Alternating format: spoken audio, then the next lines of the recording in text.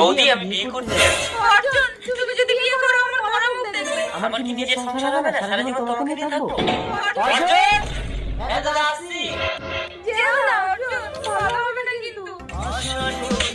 মা আমি রেডি। গর্জন, তোর ভাই অর্জুন এসে গেছে, তোর বউ বিয়েতে যাবে না? মা কেউ যদি যেতে না চায় তাকে জোর করে নিয়ে যাওয়ার দরকার নেই, চলো।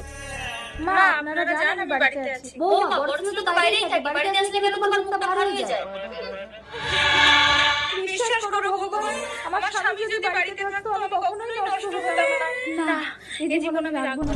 এমন জায়গায় গিয়ে মরবো ওরা আমার বডিটাকেও খুঁজে পাবে না। সামনে আমাদের গ্রাম আছে, চলো। অর্জুন, আমি যদি আমার অতিরিক্ত আত্মা হালালে ঘুরে বেড়াবে আর তুমি তোমার বউয়ের সুখে সংসার করবে, এর আমি হতে দেব না। আমি তোমার বউয়ের রূপ নিয়ে তোমার সাথে সংসার করবো।